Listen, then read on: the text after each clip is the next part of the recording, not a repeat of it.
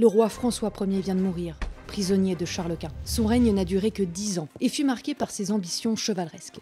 Son rêve italien ayant eu raison de lui. La France est au bord d'une invasion impériale et anglaise. Le règne de François Ier n'est plus celui du mécénat, des artistes et des humanistes, mais le début d'un rêve, celui de la renaissance de la France. On entend souvent que... Il faut étudier un peu ce que les femmes ont subi de tout temps et une oppression sans nom. La femme était réservée au foyer. Et que... Comme elles nous nourrissent notamment, ils ont un petit contrôle sur notre alimentation. Ça s'est toujours passé comme ça dans l'histoire, et ça montre que les femmes, même dans leur relative position de faiblesse physique et intellectuelle, elles ont toujours trouvé des moyens de tirer leur épingle du jeu. Ou bien que... La place de la femme, c'est la cuisine! Alors on s'est demandé, quelle aurait été l'histoire si les femmes n'avaient eu aucun rôle à jouer? Et pour cet épisode, c'est Marguerite de Navarre qui reste à la cuisine. Sœur aînée de François Ier, Marguerite reçoit une éducation soignée grâce à sa mère Louise. Ah bah non, comme elle va devoir rester à la cuisine, on va simplement dire que Marguerite a appris à faire de bons gâteaux. La France et l'Europe se voient donc privées d'une des femmes les plus impactantes de son temps. Les femmes ont été cantonnées au domaine du domestique et des enfants. En 1515, François Ier arrive au pouvoir et dote sa mère et sa sœur de pouvoirs considérables. Des pouvoirs bien plus importants que ceux accordés à son plus puissant vassal, le connétable de Bourbon. Elles reçoivent territoires à gérer et administrer, des pensions, des droits et des titres. François Ier a favorisé les femmes de sa famille, créant ainsi la fameuse Trinité. Mais tout ça n'est que vile manipulation historique. Marguerite n'est que souveraine en cuisine. D'ailleurs, elle a beaucoup de travail à faire. Oh, regardez, elle a presque fait cramer la viande, mais quelle maladresse! Et ses terres sont dans un état presque aussi désolé, n'ayant plus personne pour les gérer. Bien que certains et certaines auraient rêvé que Marguerite ne soit que reine des fourneaux et duchesse des poulardes, en plus d'être reine de Navarre, elle fut duchesse de Berry et d'Alençon. Contrairement aux idées reçues, une femme n'est pas totalement sous la tutelle de son mari quant à la gestion de ses biens et de ses terres. C'est donc Marguerite elle-même qui dirige ses duchés. Elle s'appuie sur un réseau d'hommes, mais aussi de femmes de confiance pour remplir ses devoirs et jouir de ses droits. Ainsi, avec l'aide de ses receveurs, elle se réserve la gestion de ses terres et reçoit ses revenus en main propre. Elle se garde le droit d'y rendre justice, de nommer des lieutenants, de faire des recommandations. En 1540, par exemple, elle apparaît seule dans le registre de ses comptes. Elle reçoit seule foi, hommage et serment de fidélité. Elle fonde des nouveaux monastères, accorde des nouvelles libertés aux religieuses. Marie de la Jaille est nommée première abbesse en l'abbaye d'Alménèche grâce à elle. En son duché d'Alençon, elle réforme l'assistance publique et l'hôpital de Mortagne, en plus de réformer les institutions charitables de Paris et de Lyon pour le royaume de son frère. Elle fonde également à Paris l'hôpital des Enfants Rouges. À cette époque, il est le premier établissement destiné à l'accueil des orphelins de Paris. On lui prête volontiers le titre de ministre des pauvres. Mais l'obligation la plus singulière de Marguerite fut celle de l'ost, qui pousse les dames à s'approcher des champs de bataille. Certaines iront même jusqu'à prendre l'armure et les armes. Toutefois, son rang de haute aristocrate l'empêche de prendre les armes et de combattre, à la différence des nobles dames. Regardez dans cette lettre, elle fait un rapport au connétable de Montmorency sur les troupes du capitaine Charbon. Et dans celle-ci, elle écrit comment elle et ce fameux capitaine ont interrogé un espion venu se renseigner sur les troupes et empoisonner l'eau du puits. Elle effectuera de nombreux déplacements au sein du royaume et même lorsque la guerre menace d'éclater. Son frère lui a fait confiance et lui a fait l'honneur de le servir dans ses histoires militaires. Marguerite fut parfaitement dans son rôle de haute dame. Mais tout ça n'est que perfide fantaisie, car Marguerite ne devait se soucier que de la gestion de sa cuisine et faire attention à ce que le connétable de Bourbon ou même Bonnivet, lors de leur tentative de courtise, ne cause point trop de désordre. Et d'ailleurs, son rôle s'étendit bien au-delà de ses propres cuisines. Cassez-vous, on ne veut pas de vous en politique. Et elles prennent un peu la place parce que voilà, il y a une absence.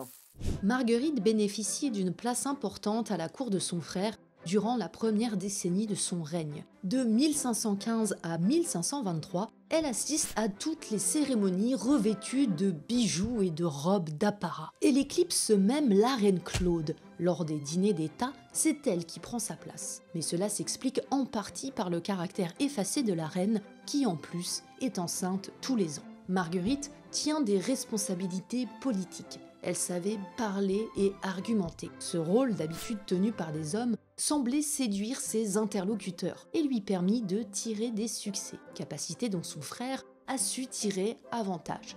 Ainsi, elle l'accompagne dans de nombreuses villes. Elle défend la cause de son frère dans des débats avec l'ambassadeur anglais Fitzwilliam, mais aussi à travers d'une lettre au pape Adrien VI.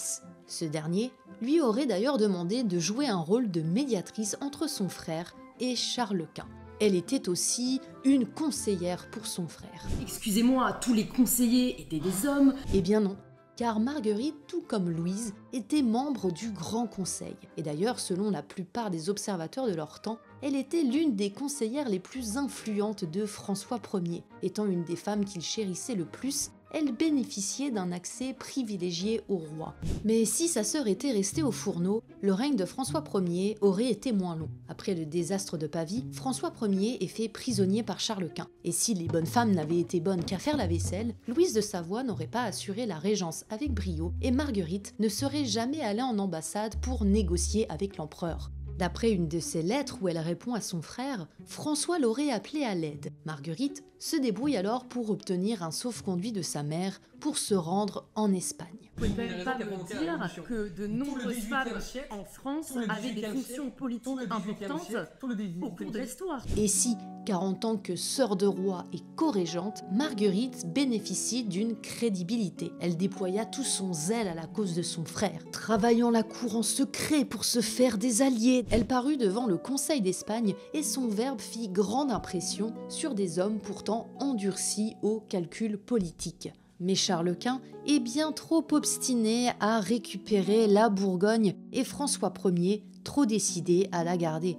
Les négociations furent vaines dans un premier temps, mais on parvint toutefois à signer le traité de Madrid et le mariage de la sœur de l'empereur avec François Ier, une union qui était censée garantir la paix. Mais la plus grande réussite de Marguerite, ce fut surtout de sauver la vie de son frère gravement malade et condamné à mourir par les médecins. François Ier récompensera sa sœur et Charles Quint a même demandé sa main pour lui-même. Si Louise et Marguerite étaient restées à la cuisine, il est fort probable que le roi et la France n'auraient pas survécu. Mais ça, nous le verrons dans un prochain épisode dédié à Louise de Savoie. Nous verrons comment la dame a su maintenir le royaume de son fils pendant sa captivité. Il ne faut pas oublier la réputation à l'international de la Dame d'Alençon, celle de l'évangélique militante. À partir des années 1530, les Anglais l'approchent constamment et lui confère un rôle, non officiel, mais un rôle d'avocat des protestants et des anglois à la cour, car la grande passion de la vie de Marguerite fut d'ordre théologique.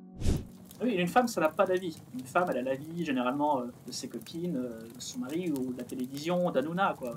Marguerite suit la politique de sa mère, qui fut la politique d'autres femmes avant elle, celle de protéger les artistes. Elle finance des personnalités avant-gardistes que l'on nommera plus tard les humanistes. Leur credo, l'homme au centre des préoccupations et non plus Dieu. Elle protège par exemple Clément Marot, le poète le plus doué de la cour. Il intègre dans ses productions des sources classiques et permet l'éclosion de nouveaux genres et nouveaux thèmes. D'autres de ses protégés traduisent les textes en français pour les rendre accessibles au plus grand nombre. Et ils incluent également les femmes dans leur lectorat en les citant très clairement. Pour rappel, elles étaient tenues en marge de l'éducation religieuse. Ils critiquent les abus du pape et ambitionnent une réforme de l'Église sans rompre avec Rome. Marguerite évangélise la cour de son frère pour promouvoir une réforme de l'Église en France et se retrouve à la tête d'un réseau évangélique incluant plus de 200 membres. La Sorbonne et le Parlement de Paris ne manqueront pas de crier à l'hérésie. Une Bible de réformée, elle est en langue vulgaire. Sa possession est interdite. Les persécutions sont ouvertes. Et dans notre histoire, si Marguerite était restée au fourneau, les hosties qu'elle cuisinait n'auraient pas été suffisantes pour protéger la vie de certains artistes. Car Marguerite avait une certaine influence sur son frère et sa mère qui toléraient les idées des réformes, enfin dans un premier temps. Elle obtint de nombreuses grâces royales et leur évita des condamnations. Mais Marguerite ne fut pas une simple protectrice des artistes. Elle fut elle-même une femme de lettres et contribua au mouvement. Intéressons-nous particulièrement à un de ses poèmes, ayant connu à son époque un succès exceptionnel. Publié 13 fois, Le Miroir de l'âme pécheresse aura un large impact sur ses contemporains. Les témoignages sont nombreux et tous reconnaissent la visée d'édification spirituelle et morale de son ouvrage. Elle sera même considérée comme un guide spirituel. Son poème participe également à l'évangélisation des dames et offre même des conseils pour éviter certains dangers et pièges qui guettent les femmes. Bien que dans la grande majorité de ses écrits, Marguerite s'adresse à tout le monde, en dépit du sexe et du rang. Petite particularité de ce recueil, c'est la féminisation de la grammaire. Donc je fais exprès de tout féminiser pour montrer, déjà élargir des horizons de création parce que c'est belle. Alors non, c'est pas aussi extrême, car ce procédé n'exclut pas le lectorat masculin, car elle utilise des images, comme par exemple en faisant de l'âme une sœur, une mère ou une épouse. Le succès du poème dépasse même les frontières de la France. En Angleterre, son ouvrage est reçu par Anne Boleyn, favorable aux idées des réformes. On pense que Marguerite influença en partie la réforme en Angleterre à travers une correspondance qu'elle entretient avec la reine. D'ailleurs, sa fille, Elisabeth Tudor, traduisit le poème le rendant accessible à l'international. Marguerite participe à la circulation des idées de son temps. C'est plus de 450 éditions de 200 ouvrages évangéliques publiés grâce à la protection de Marguerite. Sa cour de Nérac fut un refuge pour tous ceux qui n'avaient plus le droit de citer en France. Elle pratiqua une politique de tolérance religieuse et d'échange d'idées soutenue par son mari, Henri d'Albret. Marguerite est aujourd'hui reconnue comme l'une des premières femmes de lettres, mais aussi pour sa contribution aux réformes sociales et à la liberté d'expression religieuse. Alors, que se serait-il passé si Marguerite était restée à la cuisine? Il est difficile de parler du règne de François Ier sans mentionner la Trinité. Sa mère et sa sœur ont dévoué leur vie au service de leur bien-aimé. Marguerite s'est toujours montrée dévouée envers un frère qui s'est parfois montré ingrat et tyrannique envers elle car il était le roi. Nous pouvons supposer que le climat en France aurait sans doute été plus calme, Marguerite n'ayant joué aucun rôle majeur dans la propagation des idées religieuses dans le royaume. François Ier ne montrait que peu d'intérêt aux questions religieuses. Il préférait passer les raisons d'État en premier. On peut donc supposer qu'il serait resté fidèle au catholicisme, limitant ainsi la propagation des idées nouvelles qui devaient se répandre en France et en Europe. Bien moins intellectuel que sa sœur et sans l'éducation de sa mère, oui, petite précision ici, l'image de la femme au foyer fut créée au XIXe siècle par la classe bourgeoise qui voulait se différencier de la classe populaire. Ainsi, selon Ptolémée, la Terre tient le centre de l'univers. Elle est entourée des raies de feu. Sans l'éducation de sa mère, il ne se serait peut-être pas penché sur les questions artistiques comme il l'a fait dans notre histoire, car Louise et Marguerite lui auraient donné le goût des lettres et des arts. Adolescent, il montrait bien plus d'intérêt aux activités en plein air. Il se passionne très tôt pour la chasse, l'équitation et les activités guerrières. N'oublions pas qu'une des grandes obsessions de François Ier était la reconquête de ses territoires en Italie. En cette période de basculement vers la Renaissance, encore marqué par les idées du Moyen-Âge, le jeune prince avait la tête pleine d'histoires d'honneur, de conquête et de chevalerie. Les idées des humanistes auraient continué leur évolution, mais sans la protection de Marguerite, certains n'auraient plus trouvé le soutien financier suffisant ou alors auraient simplement été persécutés par l'Église. Comme après la révocation de l'édit de Nantes, certains d'entre eux auraient passé les frontières pour rejoindre des pays protestants, privant ainsi le royaume de France de leur génie. La littérature française ne compterait pas parmi ses classiques Gargantua et Pantagruel, car c'est Marguerite qui l'encourage. Soit il n'aurait jamais existé, ou alors ce serait un classique italien ou germanique. Mais ne faisons pas non plus de lui un benêt. Il aimait lire, il s'essayait à l'écriture de vers. Cependant, son écriture est un peu gauche. Il multiplie les fautes et n'a pas d'intérêt pour les questions abstraites. François Ier semble plutôt avoir été un roi chevalier que lettré. D'ailleurs, on lui attribue à tort le titre de père des lettres, car le français, c'est Marguerite qui participe à le répandre, en plus de protéger de nombreux artistes par l'intermédiaire de son frère. Le règne de François Ier est surtout éclatant de par son mécénat. Mais aurait-il été aussi flamboyant sans l'influence intellectuelle de sa mère et de sa sœur? Quoi qu'il en soit, nous pouvons supposer que son règne aurait brutalement pris fin en 1525, après la défaite de Pavie. Notre roi chevalier, prisonnier de Charles Quint, n'aurait pas survécu à sa captivité, n'étant pas sauvé par sa sœur, et sans la régence de Louise, le royaume n'aurait peut-être pas survécu. Mais pour avoir une idée plus précise du règne de François Ier, nous devons nous intéresser à une deuxième figure emblématique de son règne, celle de sa mère, Louise de Savoie, qui fut une des figures les plus influentes de son temps.